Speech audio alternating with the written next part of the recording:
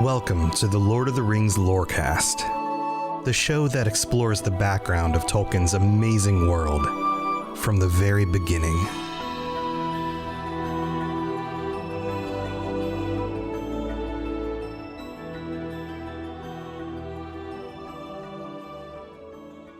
There are a few times in the stories of Tolkien, in the Lord of the Rings in particular, where Bilbo mentions that he's just itching to get out there again. He wants to go on another adventure. He wants to go see the elves. And like Bilbo, it's time. It is time for me to branch out into another new endeavor. This one is going to be a little bit different from the things that I've done before.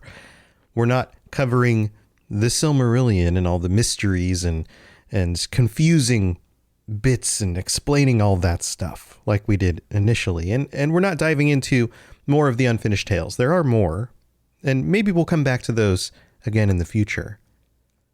But I want to take us on a different kind of journey. A close reading of The Hobbit.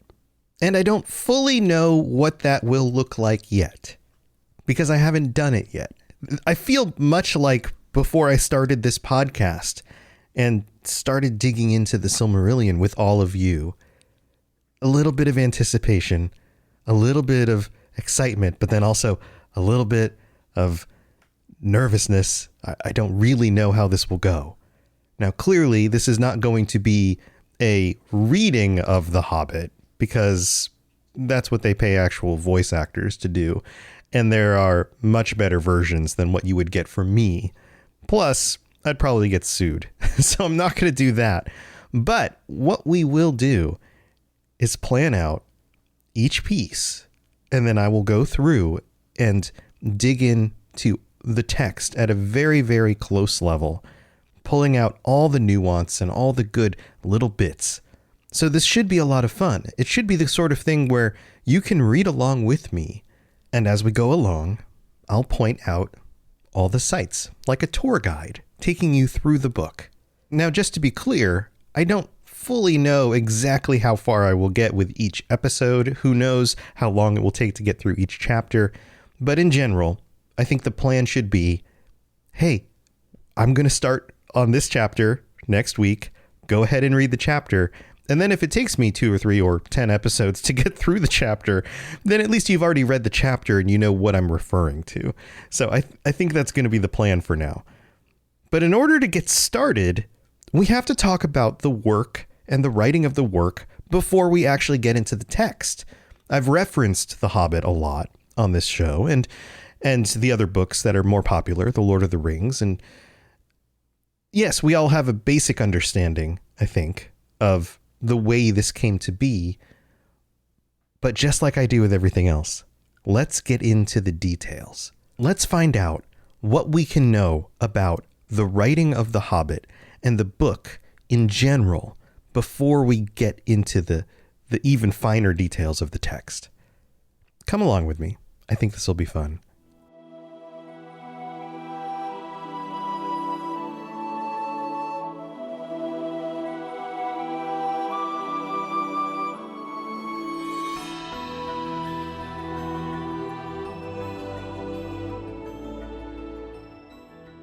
Much of what we know about the writing of The Hobbit comes from Tolkien himself, either in letters to other people he was working with, his publishers, his son Christopher, other individuals he was sharing the books with as he wrote them. And I'm going to lump The Hobbit into The Lord of the Rings. This is all part of a much longer series of him becoming a publisher, somebody who went from just publishing, and I say just, but in the whole scope of all of this, publishing a few poems and then publishing The Hobbit and The Lord of the Rings, the fantasy works that basically set the stage for all of fantasy writing from that point forward. You can see why I would say just some poems. He started publishing poems after he was working at Oxford in the early 20th century, and this would have been around the early 1930s. He was working at Oxford, and he always had a side of him that wanted to create other things on the side. as we know about by the existence of the Silmarillion, his legendarium. The Book of Lost Tales was something that he had been creating since 1917. And by the early 1930s, he had published some poems like Goblin Feet and The Cat and the Fiddle, a nursery rhyme undone and its scandalous secret unlocked. You can see from even this early period in his writing, which really wasn't that early in his life. He was already almost 40 years old in 1930, being born in 1892. So by 1932, he would have been 40 years old. And here he was publishing what seemed like children's works, poetry, and he was writing other things for his children as just part of the fun of having story time. And he continued to work on his elven languages and his legendarium, which of course eventually became the Silmarillion and the extensive set of other works that eventually got published in Christopher Tolkien's attempt to put all of this stuff together and get it out there for the world to see. But in 1930, he was not really known as an author. He was an academic. He was somebody who was supposed to be focused on serious things. There's a letter to W.H. Auden in 1955 where Tolkien recollects what actually got him started on the writing of The Hobbit. And this is referenced a lot. You will hear pieces of this a lot when people talk about The Hobbit and how it came to be.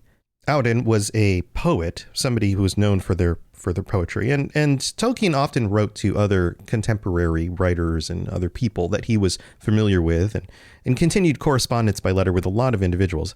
Basically, he explains in this letter that while he was working on grading some school papers, this was an early day in the early 1930s, no specific date, that he found an open paper, and on one of them he scrawled, "In a hole in the ground, there lived a hobbit."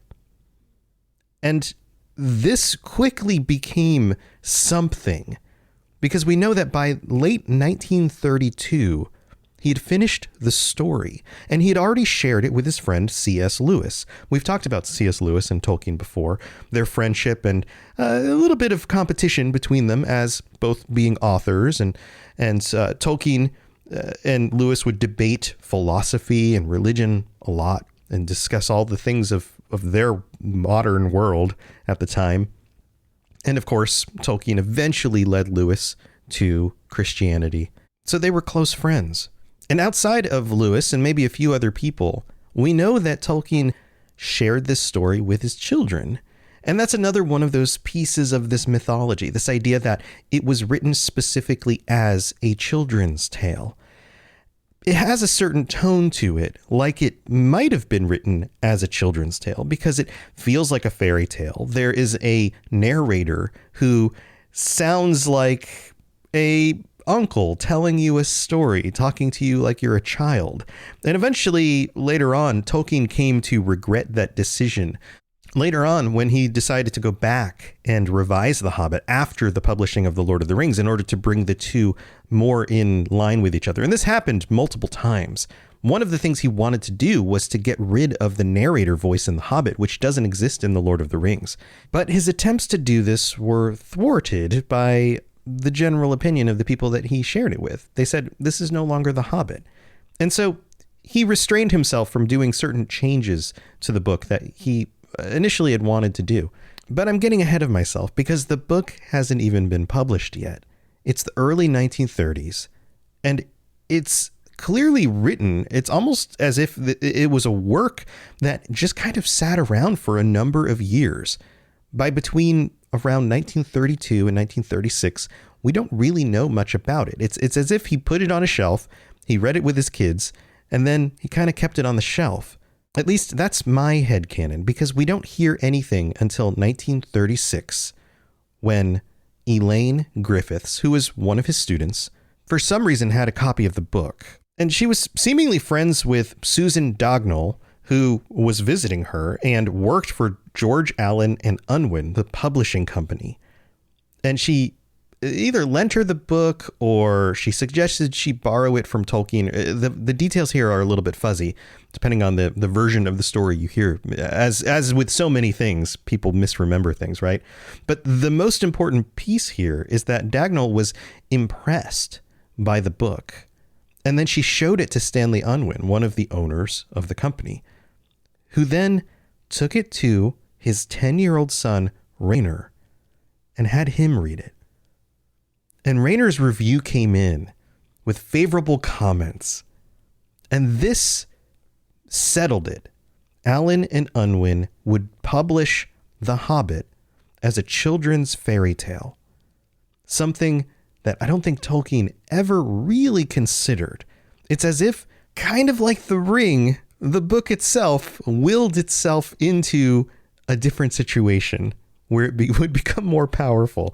I'd never thought about it that way before, but it's kind of funny to think of in that regard. And then the book was published, 1,500 copies initially in 1937, and they sold out quickly. And then the book was published again and again and again, and they wanted Tolkien to write more. And originally he thought he would write the Silmarillion as a story, but they were like, no, that's crazy talk. How about a story similar to The Hobbit? And so he created The Lord of the Rings. And then that was published. And we can get into the details about that, hopefully in the future, when we can do a close reading of The Lord of the Rings. And he revised The Hobbit multiple times throughout the publishing of this. And today, The Hobbit is one of the most read, most purchased, most owned stories and books ever. Over 100 million copies. It's been translated into over 60 different languages.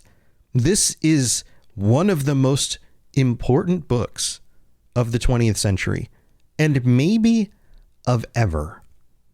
And we have to understand why that is and what exactly is going on with this book in the early to middle 20th century. In order for this to make sense, why would a children's story about short little people, and really mostly short little people, because it starts with the Hobbit, we start with Bilbo, but then we get the dwarves, they're all pretty short too, and their adventure into this land of miraculous magic and fantasy and a dragon and a hoard of treasure. All of this seems so antiquated, and yet in the 1930s and the decades that followed, it resonated with people. There's something here that filled a hole in the world. There was demand for this, and somehow Tolkien had his finger on the pulse of that thing, the thing that changes the world in some interesting way. Now, in the early years of this, and one of the things that we're going to get to in the bonus episode that I have planned is going over some of the original critiques and reviews of the book when it came out, which I think is always fun to see people's perspectives from that time. So we're not going to dig into that in this episode, because basically we can say that it got a lot of positive and yet mixed and kind of slightly confused reactions. There was a variety of reaction in the popular space, and this was across different kinds of authors and reviewers. People generally believed that this was a children's work, but yet it didn't really do everything or the kinds of things you would expect a children's book to do. They thought it was a fairy tale, and yet it still kind of broke a lot of the traditions of the fairy tale genre. It even goes against some of the things that Tolkien wrote himself on fairy stories about what makes a fairy tale a fairy tale. The book changes tone as you work your way through it. It kind of grows up as you go. It has similarities to different genres, but yet it's very much his own thing. And on top of it, it wasn't just popular with children. This was a book that the adults who were buying it and reading it for their children or with their children were enjoying as much, if not more, than their children. Is there a genre for stories that excite and delight the child in us, even though we aren't children? I don't think we have a word for that. In fact, The Hobbit itself is a combination of so many different things. So let's go through it, because I think we can trace, like I mentioned before, the modern fantasy genre to The Hobbit because of the elements it brings in from different works and the tropes that it goes against when it seems to be claiming to be a children's or a fantasy book. So first of all, this was the birth of world building. And yes, there are other authors who have written world building books before this. That is true. But there's something that's different about the world that The Hobbit found itself in. And initially, Tolkien admits that he was just writing a one-off story that existed in its own little fantasy world that was a representation of what happens when a more modern individual from a more modern setting, Hobbiton, goes into the fantasy world and comes back out. That was originally the premise. And eventually, over time, he realized that this would fit into his legendarium at a much later time. His legendarium was leading to this. The evolution of his world through the early ages of the world, through the elves, through the first, the second age, was moving to a place where magic and fantasy no longer were the norm. A place of mankind, a place much more like the world that we live in now. And this story fit into that pattern. It fit in at the end of the third age of that world. And Tolkien discovered that this made sense for this story to fit into something else that he was already writing, and that allowed him to write the other novels. And so what that did was it placed a story, a very young new story as of 1937, in a world that he had been crafting for decades. He already did the background work to build out a world that felt real.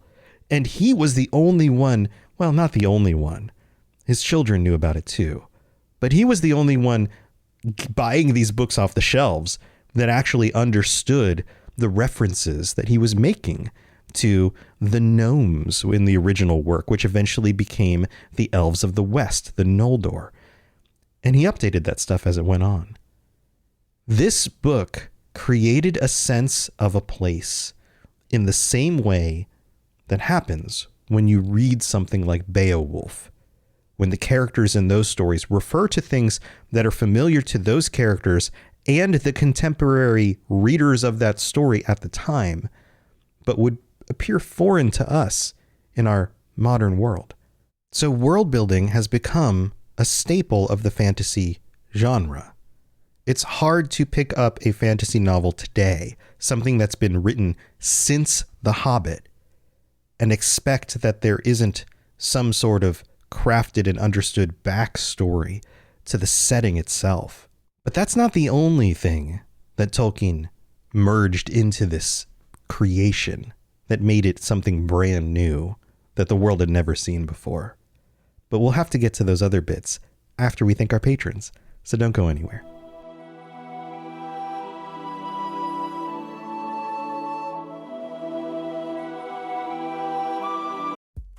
It's time for that spring reset. I'm taking a look at everything in my closet and figuring out that, oh no, this absolutely needs to go. And it's about time I replace things so that my clothes aren't older than my 15-year-old. Now you might think that they lasted that long because they were well made, but no, they're in terrible condition. Unlike the new jeans I just got from Quince. Jeans have always been my personal go-to because you can kind of wear them for lots of different things, but maybe they're not your thing. Maybe you're looking for, 100% European linen with insanely soft flow knit activewear fabric. It's definitely getting warmer, and their flow knit activewear is moisture wicking, anti-odor, and soft enough that you'll actually want to wear it every day. So pick out what you want. You can't go wrong because they have prices 50 to 60% less than similar brands. And like I said before, they are high quality. I continue to wear their clothes all the time, and I know that these new jeans are going to last me a lot better than the other things in my wardrobe. And on top of it, They look great. They're so comfortable. And I spent just as much on the jeans that I am now cleaning out of my wardrobe. So if you're looking for something better, just all around better, go check out Quince. So go do it right now. Refresh your wardrobe with Quince. Go to quince.com/ringslore for free shipping and 365-day returns. Now available in Canada too. Go to quince.com/ringslore for free shipping and 365-day returns. Quince.com/ringslore. Weight Watchers now offers access to affordable GLP-1s. Weight Watchers has everything I need, from weight loss medications to nutrition support and help with my side effects. With our program, our members are losing more weight with expert nutrition and side effect support. Weight Watchers prescribing GLP-1 medications. It's been life-changing. Better results, expert support, lose more weight, make it last. Get started for as low as $25 at WeightWatchers.com. All medications require eligibility and prescription. First month as low as $25 with a 12-month Med Plus plan. Does not include the cost of GLP-1 medications.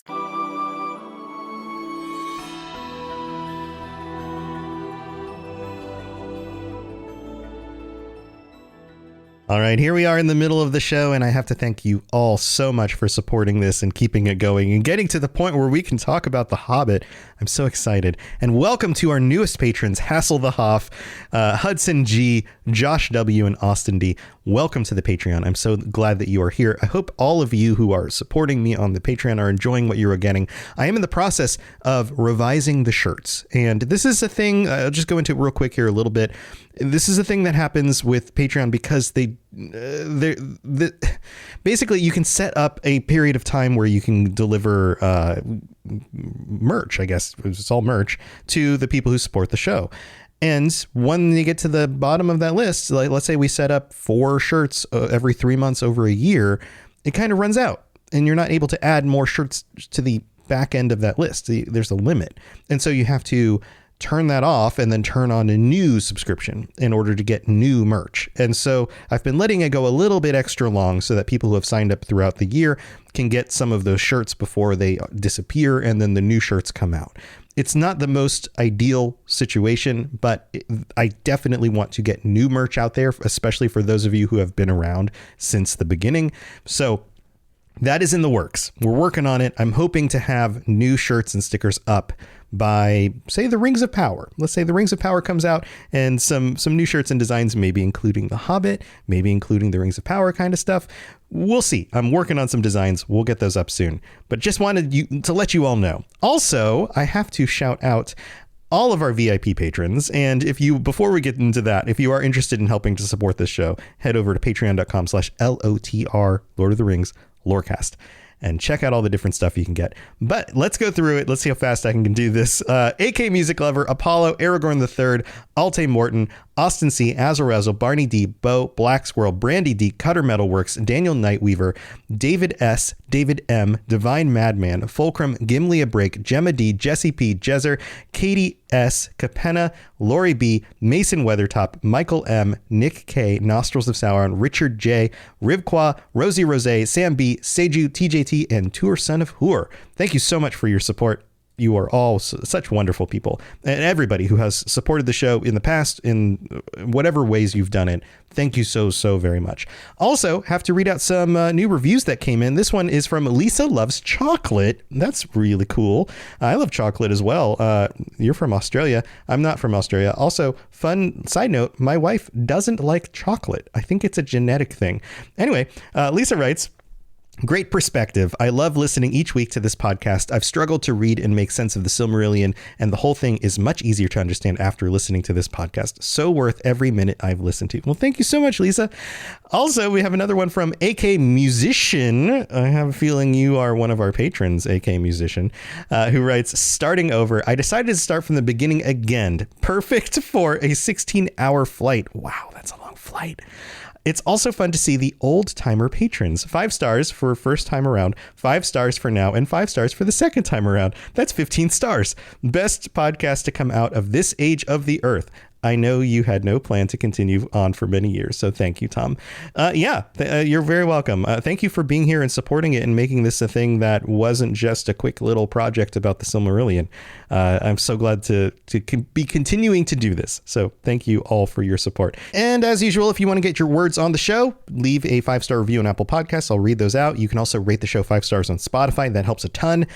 Or you can share it with your friends. All of that stuff. But you know what? We've got more details to get into about The Hobbit, and be ready. Next week, we're digging in. We're going to be reading The Hobbit. So go ahead and read the first chapter if you want. And chances are I won't get all the way through the first chapter, but we'll start there. And I think it's going to be fun. So, all right, let's get back to the episode. Here we go.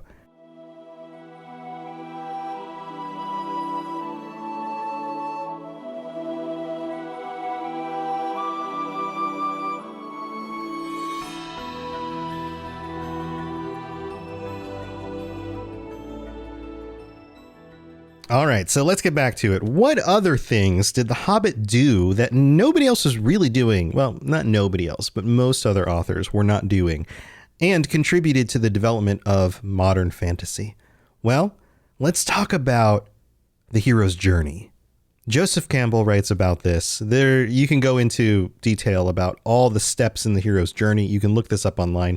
We might even do another bonus episode on this. I know I mentioned it in a previous one, but it is worth noting that the hero's journey is an important piece, a very, very important piece, probably the most important bit of everything I'm going to discuss about what makes this work important. And I know I've been using that word too much, but I'm other than just saying it's important, it's very important. No, this is how important it is.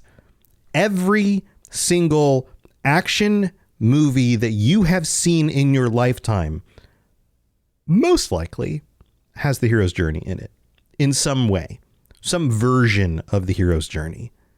The hero is called to adventure. They don't necessarily want to go initially, or the situation seems impossible, and yet they go. And on this journey, they travel to places that they never had seen before. The world opens up to them. And most of the time, this includes some form of the Fae, like we talked about before. They journey beyond the realm of the places that they are comfortable with. In doing this, they take the audience with them to discover something about the world that they and we did not know before. And in doing that, they are given trials. They are tested. They eventually descend into the underworld in some way, whether that is dying, actual dying and resurrection, or it's figurative. They descend into a cave, a underground location, a dark and lonely place, a psychologically lonely place. They go into darkness is the idea, and they come back out and they surmount whatever those challenges were, and they are forever changed. And they continue their journey, and they complete whatever their quest was, and then they return home. This is a very, very basic version of the description of the hero's journey, but it is something that once you identify it, you notice it in pretty much everything. Now, I may have been a little extreme in saying every fantasy or every adventure or every kind of movie, whatever, has this in it. A lot of them do. I'm sure there are some that don't. But the ones that are memorable do this. Star Wars does this. You could probably put money on it that every Marvel film in the MCU does this in some way. The original Iron Man does this. I mean, heck, if you take a look at Thor, every single time there's focus on Thor in a movie, he goes through a hero's journey. This theme permeates everything, almost to the point where subverting the tropes of it has become the norm. It's no longer subversion. It's just, we know that the hero's journey is a thing. Let's subvert it a little bit and take it in another direction, and let's call that a plot. And it sounds like I'm making fun of this. It's not really that I'm making fun of it because it works. There's nothing to be made fun of here. We love the hero's journey, and The Hobbit has that. Bilbo goes on this hero's journey. He's called by something out of the blue in order to go do a thing. And he goes out into the world. He discovers mysterious places. He descends into the underworld, Gollum's cave, and eventually takes on the villain in order to return home forever changed. And so the hero's journey is a huge cornerstone of fantasy in general, and we can find it in The Hobbit. But where did it come from? Well, we find it in a lot of these old stories and myths, the kinds of things that Tolkien had been reading and studying and translating. This was a common theme for those stories. And so it makes sense to continue that because it worked so well in our past into the present day. Now, what other kinds of things was The Hobbit doing? Well, The Hobbit, as I mentioned before, was billed as a fairy tale, and yet it didn't really have all the tropes of a fairy tale. For example, oftentimes you have a small person leaving home in order to discover a much bigger world out there. And the idea is that these are the kinds of stories you tell children because they can see themselves in that role of a small person, a child, somebody like that. And Bilbo is a small person, but he's 50 years old. He's a grown adult. And yeah, we know hobbits live longer and 50 isn't as old as it is to us as humans, but he was still an adult when he leaves on this journey. But he is naive about the greater world out there, so it still tracks in a certain kind of way. We also know that this book has elements of, and I'm going to say this wrong, but the German word Bildungsroman, which is a novel of education, a formative novel. This is a type of children's story that traces the development of a young person through adolescence into maturity. The idea is that you would tell a story to children that help them understand what they are going through and how to grow up and be an adult. And Bilbo does kind of do that. He goes from someone who's naive and insecure with the idea of going on this adventure to becoming somebody who is extremely capable, to becoming a hero, and then returning home. So it does have elements of that, even though the story's tone as it goes through the book seems to change. And yet it is firmly placed, even in the most dire of situations, with this fairy tale and childlike quality. When the dwarves are captured by the goblins are singing silly songs in order to lighten the mood and the danger of those moments. So it subverts those qualities as well. It pulls from romance novels, and not romance in the sense of what we usually use the word for today, this idea of Bilbo would fall in love with somebody on this adventure and star-crossed lovers, that kind of thing. That's not what that means.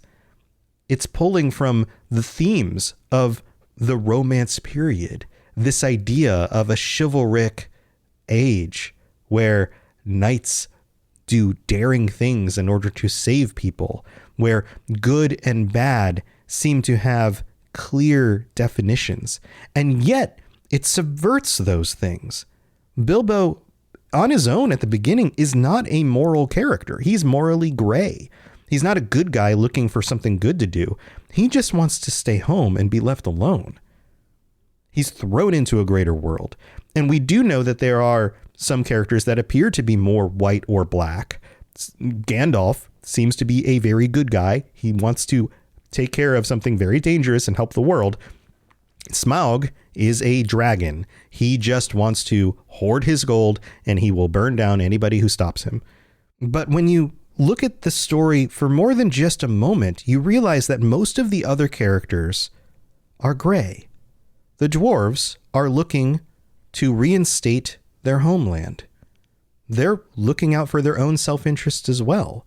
The elves, when they get captured in Mirkwood, are looking out for their own self-interests. The people of Laketown are looking out for their own self-interests. Everybody is trying to take care of themselves in a dangerous world.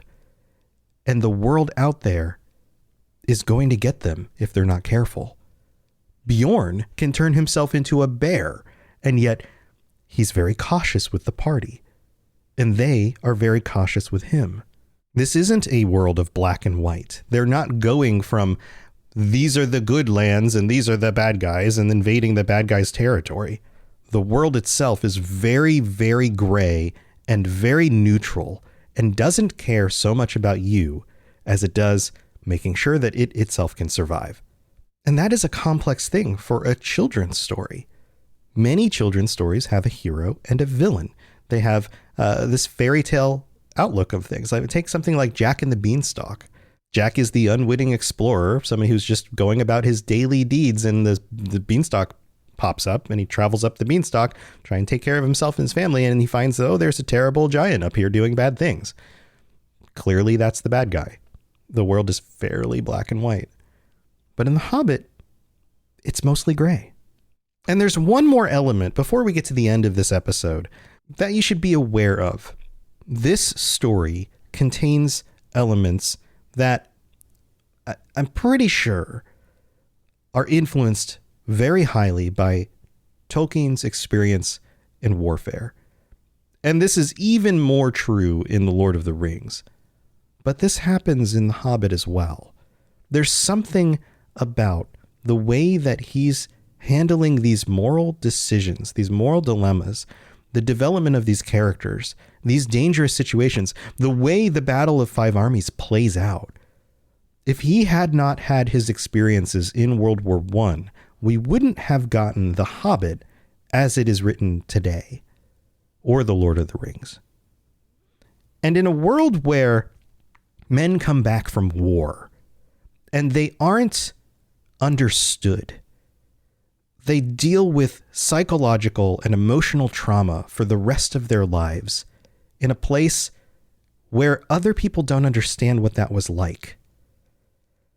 In that world, you go off on your adventure and you come home changed. You end up doing things or being tasked with doing things that you would never consider in your daily life. You have to grow up.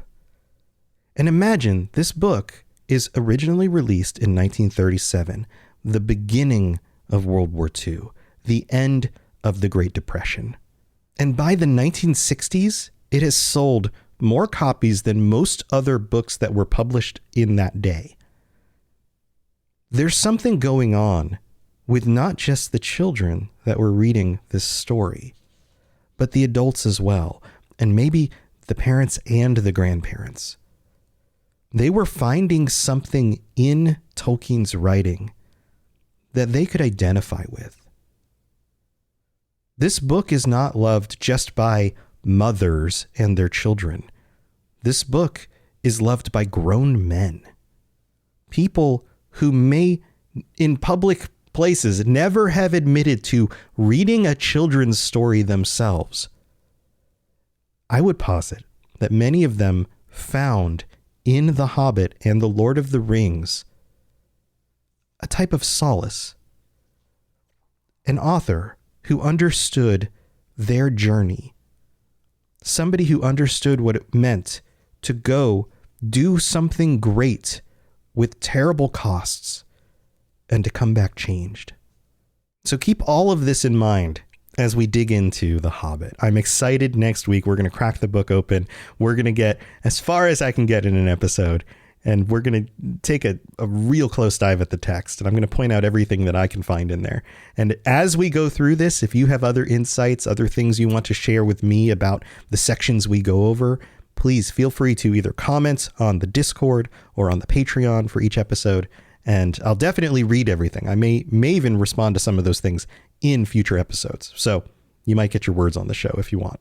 If you don't want your words on the show, just note it in the comment. Please don't share this on the show, and I'll be careful not to do that. But thank you for being here with me for this fun journey, and let's go there and back again. I'll see you next week. Thanks for listening to the Lord of the Rings Lorecast. If you'd like to learn more about other fantasy worlds, check out my other podcasts, The Elder Scrolls Lorecast, The Witcher Lorecast, and more at robotsradio.net. If you'd like to reach out, I'd love to hear from you. Send me a note on Twitter at robots_radio or join our amazing community on the Robots Radio Discord. There are links in the show notes, or just search Robots Radio Discord or find the link on robotsradio.net. I'll see you next time.